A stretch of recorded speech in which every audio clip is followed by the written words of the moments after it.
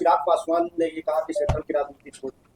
चिराग पासवान ने ये कहा कि सेंट्रल की राजनीति छोड़। केंद्रीय गृह राज्य मंत्री नित्यानंद राय जब पत्रकारों से बातचीत कर रहे थे तो पत्रकारों ने एक सवाल पूछा और वो सवाल था कि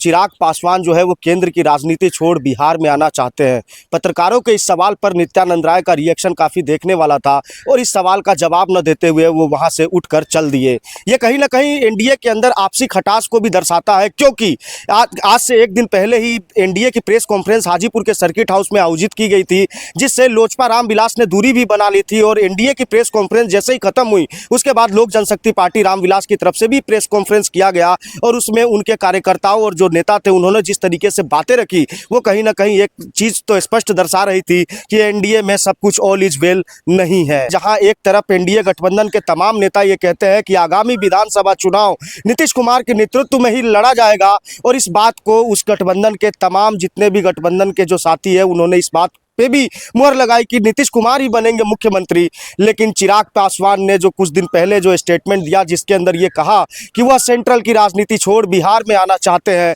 इसके अलावा भारतीय जनता पार्टी के भी कुछ ऐसे नेता थे जिन्होंने ये कहा कि एनडीए गठबंधन भले ही मजबूत है लेकिन भारतीय जनता पार्टी से मुख्यमंत्री बनेगा। लेकिन इन सब बातों पर मुहर जब लग गई जब कल सर्किट हाउस के अंदर एनडीए की प्रेस कॉन्फ्रेंस से लोजपा रामविलास ने दूरी बना ली। अब यह कहना भी गलत नहीं होगा कि एनडीए भले ही एक तरीके से ये कहे कि एनडीए गठबंधन पूरी तरीके से मजबूत है, नेता तमाम लोग ये कहे कि नीतीश कुमार को मुख्यमंत्री बनाना है, लेकिन जिस तरीके से हालिया जो वाकये हुए हैं खास करके एनडीए गठबंधन के अंदर, ये कहीं ना कहीं बिल्कुल स्पष्ट हो जाता है कि एनडीए गठबंधन के तमाम जो दल है वो अपने आप को एनडीए के अंदर असहज महसूस कर रहे हैं और कहीं ना कहीं वो चाहते हैं कि उनकी पार्टी के प्रमुख जो है उनको ज़्यादा से ज़्यादा सीटें मिले और उनके पार्टी के मुखिया जो है वो मुख्यमंत्री बिहार का बने। इस तरीके का इंसिडेंट जो है एनडीए गठबंधन के अंदर देखने को मिल रहा है और कहीं ना कहीं जो बड़े नेता है एनडीए के वो खुद को अपने असहज स्थिति में देख रहे हैं। इसका फायदा कहीं ना कहीं कांग्रेस और उसके सहयोगी दल राष्ट्रीय जनता दल सहित महागठबंधन को मिलता हुआ नजर आएगा। हालांकि आने वाले समय के अंदर राजनीति किस और किस कदम की तरफ करवट लेगी